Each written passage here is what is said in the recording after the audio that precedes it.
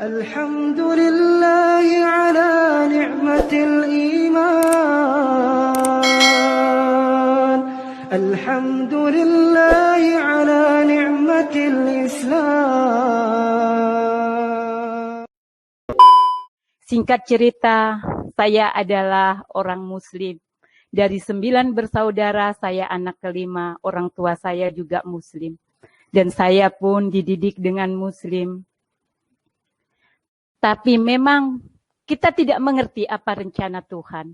Di saat 2010, saya beribadah haji. Saya tidak tahu apa saya bisa beribadah haji, dan itu pun yang harus dijanjikan 10 tahun ke depannya, daftar tahun 2008 yang harus berangkat tahun 2020 oleh yayasan. Saya tidak menyebutkan yayasan apa di situ, tapi saya meminta dengan Bapak Kiai yang mempunyai yayasan. Saya berbicara untuk saya secepatnya beribadah haji. Walaupun saya sebagai orang Muslim, saya menginginkan untuk berangkat di sana. Dan saya belajar untuk mengaji, saya belajar untuk apa. Tapi di saat saya ini belum tawafnya, tapi saya masih ada di Jabal Rohmah, disitulah saya melihat 3 salib. Apa arti semua itu? Saya tidak tahu. Dan saya... Jadi ternyata di dalam Bible itu tidak ada satu kalimat atau bahkan satu kata di mana Yesus menyatakan pakailah salib sebagai simbol. Jadi yang digunakan sebagai simbol saat itu adalah ikan.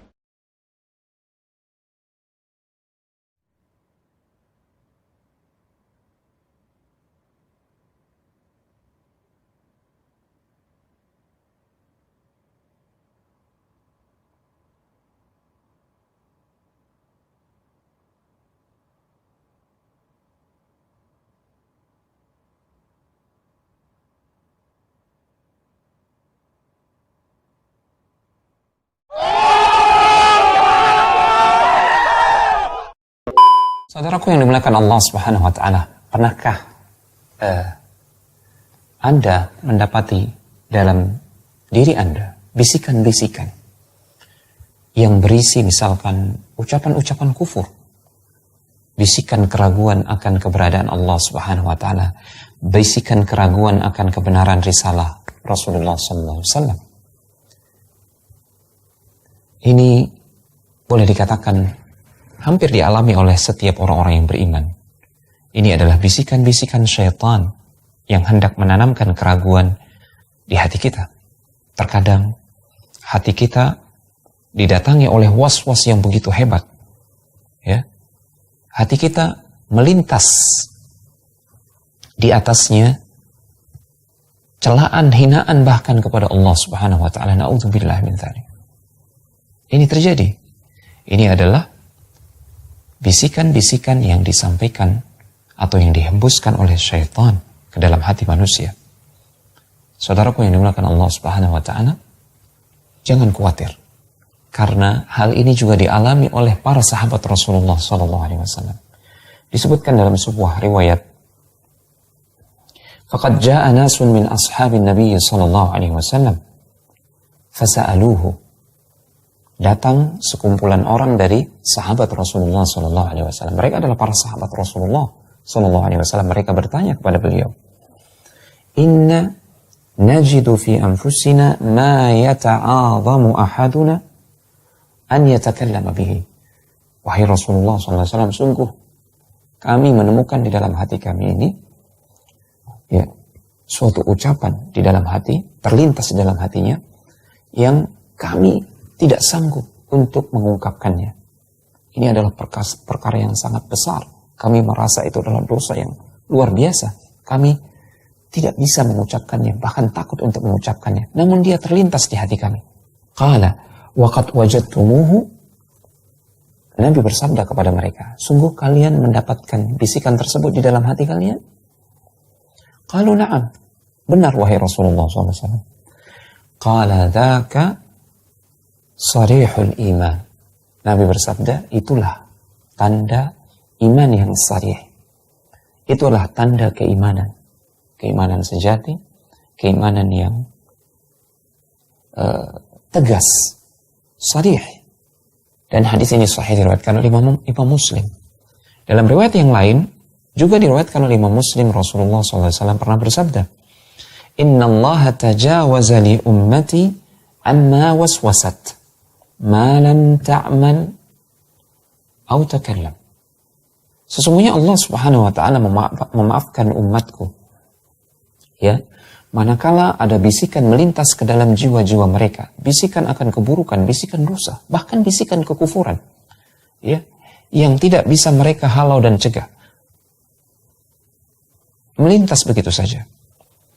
Allah memaafkan hal tersebut, ya, asalkan dia tidak ungkapkan, dia tidak ucapkan, atau dia tidak wujudkan dalam bentuk amalan.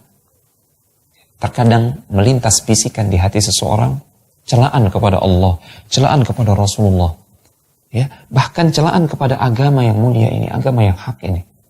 Itu adalah kekufuran tentu saja. Namun yakinlah, itu datang dari syaitan. Kita tidak kufur selama kita tidak mengamalkan kekufuran yang melintas tersebut, dan selama kita tidak mengucapkannya. Dan kita diperintahkan juga dalam riwayat yang lain untuk beristi'adzah, memohon perlindungan kepada Allah Subhanahu wa taala dari syaitan yang senantiasa menghembuskan, membisikkan was-was, penyakit-penyakit dalam hati, keraguan-keraguan, sehingga hamba tersebut merasa diri telah jauh menyimpang dari jalan Allah, merasa diri telah kafir bahkan. Dan itu terjadi berkali-kali sehingga dia putus asa dari rahmat Allah Subhanahu wa ta'ala. Akhirnya pun dia keluar dari agama Allah. Benar dia keluar dari agama Allah. Jika demikian berarti dia telah mengikuti bisikan syaitan tersebut dan syaitan telah menang. Obatnya adalah jangan hiraukan bisikan tersebut. Lupakan saja. Ya. Berlepas diri dari bisikan tersebut sejauh-jauhnya. Dan mohonlah perlindungan dari Allah Subhanahu wa ta'ala. Ini tips yang diberikan oleh Al-Allamah Syekh Muhammad bin Shalih Al-Utsaimin rahimahullahu ta'ala untuk mengobati penyakit was-was ini. Demikian, semoga bermanfaat. Wassalamualaikum warahmatullahi wabarakatuh.